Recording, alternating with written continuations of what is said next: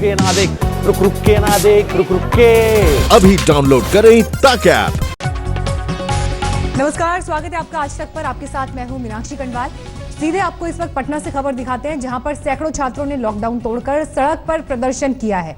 ये छात्र कोटा में फंसे छात्रों को वापस बुलाने की मांग कर रहे हैं। आपको हम बता दें कि इसे लेकर कुछ दिन से कोटा में फंसे छात्र भी प्रदर्शन कर रहे हैं और उनका ये कहना है कि जहां बाकी राज्यों की सरकारें अपने छात्रों को बसों में ले गई, तो वहीं बिहार सरकार ने उन्हें उनके हाल पर क्यों छोड़ दिया है।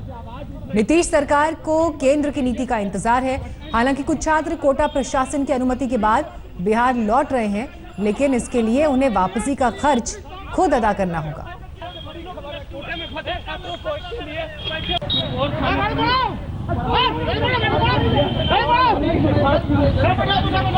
पटना की सड़कों पर इन छात्रों को आप देख रहे हैं। छात्र यूनियन ने विरोध का फैसला किया।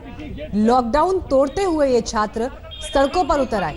हाथों में पोस्टर थे, हालांकि चेहरे पर मास्क जरूर इन्होंने लगा रखे हैं, लेकिन इनका ये कहना है कि जो बिहार के छात्र कोटा में फंसे हुए हैं उन्हें वापस लाया जाए। बाकी राज्यों की सरकारों ने भी कदम उठाए, तो आखिर बिहार सरकार इस पर कुछ क्यों नहीं कर रही है। छात्र को मारा जा रहा है बाहर में, बिहार की सरकार कोई ध्यान नहीं दे रही है। छात्र मजदूर फंसे हुए कोटा और अन्य राज्यों में, लेकिन यहाँ की सरकार सोई हुई है। वहीं योगी, वहीं पे महाराष्ट्र सरकार अपने बच्चों को बुला ली है, लेकिन यहाँ की सरकार बच्चों को नहीं बुला रही है। तो तस्वीरें आपने देखी, पुलिस ने इन्हें हिरासत में भी लिया। सुजीत झा इस वक्त मौजूद है हमारे साथ। सुजीत, ये तस्वीरें तो हम कुछ समय पहले की है जो अपने दर्शकों को हमने दिखाई, लेकिन इन तस्वीरों को जरूर सरकार और प्रशासन ने भी देखा होगा। हालांकि कल जब प्रधानमंत्री के साथ मुलाकात हुई, बैठक में बात हुई, तो मुख्यमंत्री ने कहा कि कोई एक नीति होनी चाहिए पूरे देश के लिए। अब क्या कोई स्टेप इस घटना के बाद सरकार ले सकती है? देखिए, सरकार ने अपनी स्थिति स्पष्ट कर दी थी। प्रधानमंत्री के साथ जो बैठक हुई थी मुख्यमंत्रियों की, और उसमें स्पष्ट कहा गया था कि अगर लाना ही है मजदूरों को या छात्रों को, तो उसके लिए एक नीति बनाई जाए, क्योंकि सरकार ने, केंद्र सरकार ने ही लॉकडाउन लागू किया है और उसके नियम का हम लोग पालन कर रहे हैं। तो जब तक नियमों में बदलाव नहीं होता, हम किसी को बाहर से नहीं ला सकते हैं। ये लॉकडाउन का उल्लंघन होगा, यह स्पष्ट रूप से बिहार के मुख्यमंत्री नीतीश कुमार का कहना है। और अभी तक की जानकारी को के अनुसार अभी तक कोई उसमें परिवर्तन हुआ नहीं है उस नियम में। तो ऐसे में स्टेप बढ़ाने का कोई सवाल नहीं है। लेकिन जहां तक आज की घटना है, आज लॉकडाउन के दौरान पहली बार इस तरह का धरना प्रदर्शन देखने को मिल रहा है पटना में, क्योंकि और इसीलिए तस्वीरें सवाल भी खड़े करते हैं। सुजीत, ये बताएं कि पटना के कोर्ट में भी ये मामला है, उस पर कुछ बात आगे बढ़ी? देखिए, पटना हाईकोर्ट में एक मामला दायर किया गया था कि कोटा के छात्रों को ले आया जाए, तो उसको लेकर कोर्ट ने एक राज्य सरकार से जानकारी मांगी थी, जवाब मांगा था। जवाब भी नहीं कहेंगे, जानकारी मांगी थी आपका क्या स्टैंड है। तो उस राज्य सरकार ने यही स्टैंड दिया जो अभी तक वो कहती आ रही है। उसका कहना है कि हम लॉकडाउन का पालन कर रहे हैं, हम उसके नियमों का पालन कर रहे हैं, और हमसे कहा जा रहा है कि हम कानून कब तोड़ेंगे, बाकी राज्य जैसे तोड़ रहे हैं। तो ये इस तरह का जवाब सरकार की तरफ से लगातार दिया जा रहा है। और ये भी कहा जा रहा है कि हम केवल छात्र ही नहीं, बल्कि लाखों मजदूर, करीब 25 लाख मजदूर भी फंसे हुए हैं दूसरे राज्यों में, तो उनको भी लाने की जिम्मेदारी बिहार सरकार की है। तो या तो सबको लाने दिया जाए, या फिर एक जगह केवल कोटा के छात्र ही नहीं, कोटा में ही नहीं फंसे हुए हैं, देश के कई राज्यों में बिहार के छात्र पढ़ाई करते हैं और वहाँ फंसे हुए हैं। ये अलग बात है कि हालांकि देखिए सुजीत, राज्य सरकार ने तो अपना स्टैंड क्लियर किया है, लेकिन इस बीच कई ऐसे छात्र भी हैं जो कोटा से लौटे हैं अपने खर्च पर भी। उन्हें लेकर क्या रणनीति है सरकार की? देखिए, उसके लिए नरम रवैया अपनाया जरूर है राज्य सरकार ने, और जो लोग भी आए हैं लेके अपने बच्चों को लेके आ रहे हैं अभिभावक, उनको जो बॉर्डर पर क्वारंटाइन होने का एक मोहर लगा दिया जाता है और उन्हें घर में ही क्वारंटाइन रहने के लिए कहा जाता है। हालांकि पहले इसको लेकर सख्ती अपनाई गई थी, खासतौर पर जब मजदूरों का भारी संख्या में पलायन हुआ था, तो बॉर्डर से ही रोक दिया गया था, बिहार के यूपी के बॉर्डर से, और वहां पर ही क्वारंटाइन सेंटर में रखने की व्यवस्था की गई थी। लेकिन वो व्यवहारिक नहीं था, लोग भी काफी नाराज थे, तो सबको उनकी जगह पे भेजा गया और वहाँ क्वारंटाइन किया गया। क्योंकि बच्चे हैं और 17-18 साल के बच्चे होते हैं, माइनर होते हैं, तो इनको बाहर भी नहीं रखा जा सकता। ऐसे में उनको घरों में ही, अपने घर में ही उनको क्वारंटाइन करने के लिए कहा जाता है। जी शुक्रिया सुजीत आपका इस जानकारी के लिए। तो ये पटना की सड़कों पर आज प्रदर्शन की सूरत दिखाई दी, जहां पर छात्रों ने लॉकडाउन भी तोड़ दिया और जब बाहर निकले तो कोटा से छात्रों को वापस लाने की मांग की।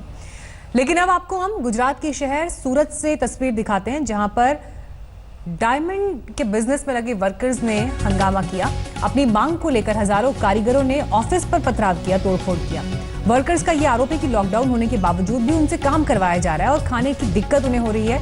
उन्होंने गांव भेजे जाने की मांग की है। तो वहीं बिहार के फंसे मजदूरों के बीच यूपी सरकार अपने लोगों को वापस लाने के लिए जोर शोर से काम कर रही है। कल से योगी सरकार एमपी में फंसे मजदूरों को वापस लाएगी, साथ ही यूपी में भी लोगों को उनके शहरों तक पहुंचाया जा रहा है। तो सूरत से ये तस्वीर आपको दिखा रहे हैं, जहां पर हीरा कारोबारियों के दफ्तर में मजदूरों ने पथराव किया है और देखिए बड़ी संख्या में यहाँ पर ये लोग एकत्र भी हो गए, जबकि अभी लॉकडाउन की स्थिति है। सोशल डिस्टेंसिंग के लिए कड़े कदम उठाए जा रहे हैं, लेकिन इस बीच ये तस्वीरें इसलिए अहम क्योंकि यहाँ पर वर्कर्स का आरोप है कि लॉकडाउन के बावजूद उनसे काम करवाया जा रहा है और खाने पीने की उन्हें दिक्कत हो रही है, जिसे कोई देख नहीं रहा है। ये हो गया ना वो हो गया। सिर्फ एसेंशियल सर्विसेज से जुड़े लोगों को लॉकडाउन में निकलने की इजाजत है, काम पर जाने की इजाजत है। ऐसे में मजदूरों का यह आरोप बेहद गंभीर हो जाता है अगर वो ये कह रहे हैं कि लॉकडाउन के बावजूद उनसे काम करवाया जा रहा है। गोपी घांगर इस वक्त जुड़ गई है हमारे साथ और जानकारी के साथ। गोपी, क्या हुआ यहाँ पर एग्जैक्टली? मजदूर ये कह रहे हैं कि उनसे लॉकडाउन में भी काम करवाया जा रहा है। बिल्कुल मीनाक्षी, ये वहाँ पे बुर्ज करके एक पूरा डायमंड मार्केट बनता है, ये अंडर कंस्ट्रक्शन साइट है। यहाँ पे करीब 2000 से ज्यादा मजदूर जो है वो लगातार लॉकडाउन जब से हुआ है तब से यहीं पे साइट पे रह के काम कर रहे हैं। वो बार बार अपने खाने के लिए मांग कर रहे हैं और आज वहाँ पे पथराव हो गया क्योंकि मजदूरों ने खाने की डिमांड की थी। यहाँ पे जो काम हो रहा है, मजदूर ये कह रहे हैं कि लॉकडाउन के बीच में भी उनसे काम करवाया जा रहा है, उनको खाने की दिक्कत आ रही है। उसके बाद वहाँ पे मजदूरों ने हंगामा किया और हंगामे के बाद वहाँ पे जब पुलिस पहुंची तब जाके पूरा मामला कंट्रोल हुआ। मीनाक्षी, शुक्रिया गोपी आपका इस जानकारी का। और अब आपको बीजेपी के एक विधायक के ऐसे बोल दिखाते हैं जो कई सवाल इनके इस बयान को लेकर खड़े कर रहे हैं। यूपी की देवरिया से बीजेपी विधायक सुरेश तिवारी ने ये आपत्तिजनक बयान दिया। बरहस सीट से ये विधायक हैं और वीडियो इनका वायरल हो रहा है। 4 से 5 दिन पुराना ये वीडियो बताया जा रहा है जिसमें वो एक खास धर्म के लोगों से खरीदारी नहीं करने पर गरज रहे हैं। हालांकि अब इनके बयान पर सियासी संग्राम छिड़ गया है क्योंकि इस बयान के बहाने विपक्ष अब बीजेपी को घेर रहा है। मैं सबको बोल रहा हूँ ओपन, कोई भी मियाँ के यहाँ से सब्जी नहीं लेना। दिल्ली मुकदमा रखिए आप लोगों को, मैं सबको बोल रहा हूँ ओपन, कोई भी मियाँ के यहाँ से सब्जी नहीं लेना। दिल्ली मुकदमा ऐसे समय में जब देश कोरोना महामारी से एक युद्ध लड़ रहा है, कोई सांप्रदायिक विभाजन की बात करे ये ठीक नहीं है। किसी भी व्यक्ति को कोई सामान कहां से खरीदना है ये उसकी मर्जी पर निर्भर करता है। सांप्रदायिक आधार पर अगर कोई बहिष्कार की अपील करता है तो ये समाज में विभाजन के खतरे उत्पन्न करता है और ऐसी किसी भी बात से पूरी तरह से परहेज किया जाना चाहिए। महज सत्ता पाने के लिए महज राजनीति कर रही है समाज के अंदर में। जिस समय समाज पूरे कोरोना वायरस जैसी बीमारी से जूझ रहा हो, जरूरत है हमें एक साथ आके इससे लड़ने की, तो आप समाज को तोड़ने की बात कर रहे हो। सुरेश तिवारी जैसे लोगों पे देशद्रोह का मुकदमा होना चाहिए जो देश तोड़ने की बात करते हैं, नफरत फैलाना चाहते हैं समाज के अंदर में। ऐसे लोगों के ऊपर में FIR होनी चाहिए, इनको जेल भेज देना चाहिए। दिल्ली हरियाणा बॉर्डर को पूरी तरह से सील कर दिया गया है। सिर्फ पास धारकों को ही आने जाने की इजाजत है। हमारे संवाददाता जितेंद्र सिंह की ये रिपोर्ट देखिए। दिल्ली से किसी दूसरे राज्य में कोरोना संक्रमण न फैले, इसके लिए हरियाणा सरकार ने अपने राज्य के बॉर्डर को सील कर दिया है। आपको दिखाना चाहेंगे कि गुरुग्राम बॉर्डर पर किस तरीके से यहाँ पर छानबीन चल रही है। उन्हीं गाड़ियों को आने जाने दिया जा रहा है जिनके पास इस वक्त वैलिड पास मौजूद है, यानी कि राज्य सरकार की तरफ से ऐसे पास दिए गए हैं। आप देख रहे हैं कि किस तरीके से यहाँ गाड़ियों की लंबी लाइन लगी हुई है और 2 लाइनें बनाई गई हैं जिसके जरिए हर एक व्यक्ति की यहाँ पर छानबीन की जा रही है और उसके बाद ही जाने दिया जा रहा है। जिनके पास इसेंशियल सर्विसेज से जुड़े हुए पास मौजूद हैं उनको जाने की इजाजत दी जा रही है। हर एक व्यक्ति की चेकिंग की जा रही है और जिनके पास वैलिड पास मौजूद नहीं है उनको वापस भी भेजा जा रहा है। तो पुलिस पूरी सख्ती इस वक्त बरत रही है। दोनों राज्य ये चाह रहे हैं कि लोगों को दिक्कतें ना हो, लेकिन कोरोना संक्रमण से बचने के लिए हरियाणा अब सख्त कदम उठा रहा है और उनका ये कहना है कि बॉर्डर को पूरी तरीके से सील करने के बाद ही हम ऐसे कोरोना संक्रमण से बच सकते हैं। कैमरामैन रविकांत के साथ जितेंद्र सिंह, आज तक। उत्तर प्रदेश की राजधानी लखनऊ में लॉकडाउन के 14वें दिन क्या हालात है, रिपोर्ट देखिए कुमार अभिषेक की। उत्तर प्रदेश में कोरोना के मरीजों की तादाद 2000 को छू चुकी है। आगरा सबसे बड़े हॉटस्पॉट के तौर पर उभरा है, जहां अभी भी मरीजों का निकलना लगातार जारी है। उसके बाद लखनऊ, नोएडा ऐसे बड़े जिले हैं जहां पर लगातार जो कोरोना के मरीज निकल रहे हैं। लेकिन अच्छी बात यह है कि अगर हम पिछले 10 दिनों का औसत आंकड़ा देखें तो हर दिन तकरीबन 100 के आसपास उत्तर प्रदेश में ऐसे मरीजों की संख्या में वृद्धि हो रही है, जिसे एक कंटेन्ड वृद्धि कही जा रही है। निश्चित तौर पर इस वक्त उत्तर प्रदेश के हालात कहीं ना कहीं काबू में हैं। जो सरकार, जो अधिकारी, वो इस बात से संतुष्ट हैं कि भले ही मामले बढ़ रहे हों, लेकिन ये एक तरीके से कंटेन्ड है। और हम इसको इस वक्त आपको जो हालात है वो दिखा रहे हैं। ये लखनऊ का हजरतगंज चौराहा है, आइकॉनिक हजरतगंज। यहां पर गाड़ियों की तादाद सुबह थोड़ी ज्यादा दिखाई देती है, क्योंकि इस वक्त लोगों के आने जाने का वक्त होता है। तकरीबन 20% लोग इस वक्त ठीक होकर अपने घरों को भी जा रहे हैं। हरीश कांडपाल के साथ कुमार अभिषेक, लखनऊ, आज तक। भोपाल में लॉकडाउन तोड़ने वालों पर पुलिस ने दिखाई ये सख्ती। हमारे संवाददाता ने इस पर रिपोर्ट भेजी है, रवीश पाल की ये रिपोर्ट देखिए।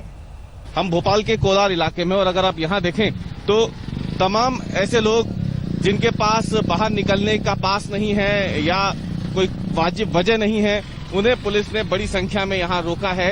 ये कोलार इलाका पड़ता है भोपाल का, और एक तरीके से कहा जाए कि सब अर्बन एरिया है। कोलार से बाकी भोपाल को जोड़ने वाली ये एक अहम सड़क है, और इसलिए यहाँ पे पुलिस की जो पिकेट है आप देख सकते हैं, बड़ी संख्या में पुलिसकर्मियों ने ऐसे लोगों को यहाँ पे रोक रखा है जो बिना वजह बाहर निकले हुए हैं, इनके पास कोई बाहर निकलने की ठोस वजह नहीं थी। और ऐसे लोग ही एक तरीके से एक बड़ा खतरा है जिस तेजी से कोरोना भोपाल में फैल रहा है। इनकी गलती का खामियाजा दूसरों को ना भुगतना पड़े, इसलिए एहतियातन आप देखिए कारें जो निकली हुई हैं, जिनके पास कोई वजह नहीं है, जो लोग कार से हैं उनको एक किनारे पे सड़क के खड़ा कर दिया गया है। दूसरी तरफ दोपहिया वाहन वालों को खड़ा रखा गया है, और ये साफ तौर पर दिखाता है कि किस तरीके से राजधानी भोपाल में लॉकडाउन जो है उसका बेहद सख्ती से पालन किया जा रहा है। कैमरामैन साजिद आलम के साथ रवीश पाल सिंह, भोपाल, आज तक। कोरोना से बचने के लिए अब मध्य प्रदेश के लोग सरकारी काढ़ा पिएंगे। मध्य प्रदेश में लोगों के रोग से लड़ने की क्षमता यानी इम्यूनिटी बढ़ाने के लिए सरकार घर घर जाकर काढ़े के पैकेट बंटवा रही है। आज इसकी शुरुआत भी हो गई। योजना का नाम जीवन अमृत योजना है। इसके तहत शहरी और ग्रामीण क्षेत्रों में लोगों को निःशुल्क काढ़े के पैकेट बांटे जा रहे हैं। जीवन अमृत योजना के तहत आयुष विभाग के सहयोग से मध्य प्रदेश लघु वनोपज संघ द्वारा काढ़े के 50-50 ग्राम के ये पैकेट्स तैयार किए गए हैं। करीब 1 करोड़ लोगों को ये काढ़ा निःशुल्क वितरित किया जाने का लक्ष्य रखा गया है। मध्य प्रदेश में लगातार फैलते कोरोना वायरस से निपटने के लिए जहां एक तरफ सरकार अपने डॉक्टरी तंत्र का उपयोग कर रही है, अस्पतालों को तैयार रखी है, तो वहीं दूसरी तरफ आयुर्वेद के सहारे अब मध्य प्रदेश सरकार लोगों की रोग प्रतिरोधक क्षमता को बढ़ाने में भी जुट गई है, ताकि कोरोना जो कि रोग प्रतिरोधक क्षमता कम होने पर असर करता है, उस कोरोना को शुरू होने से पहले ही खत्म किया जा सके। यानी कोरोना शरीर के अंदर दाखिल ही ना हो सके, ऐसी कोशिश अब की जा रही है। संभवतः देश का पहला राज्य मध्य प्रदेश, जहां पर अब आयुर्वेदिक काढ़ा लोगों में बांटा जा रहा है। ये इस तरीके के पैकेट्स हम आपको दिखा दें, ये वो पैकेट्स हैं जो लोगों के बीच बांटे जा रहे हैं। इसमें जो काढ़ा है उसे बनाने की विधि बताई गई है। आयुर्वेदिक काढ़ा है, ये 3-4 अलग अलग जड़ी बूटियों से और हर्ब्स से ये बना हुआ है। इसके मुताबिक जो आयुष विभाग है उसका कहना है कि इस काढ़े से जो रोग प्रतिरोधक क्षमता है यानी कि इम्यूनिटी जो है वो मजबूत हो जाती है, और जो कोरोना के जर्म्स हैं वो शरीर पर घातक हमला नहीं कर पाते। कम इम्यूनिटी वाले लोगों के लिए ही कोरोना ज्यादा खतरनाक है, और इसीलिए लोगों की इम्यूनिटी बढ़ाने की कोशिश अब मध्य प्रदेश सरकार की तरफ से की जा रही है। कैमरामैन साजिद आलम के साथ रवीश पाल सिंह, भोपाल, आज तक। नमस्कार, मैं हूं अंजना ओम कश्यप। हमें उम्मीद है ये वीडियो आपको पसंद आया होगा। लेटेस्ट खबरों के लिए यूं ही देखते रहिए आज तक, और इस वीडियो के पसंद आने पर लाइक, शेयर एंड सब्सक्राइब करना ना भूलें।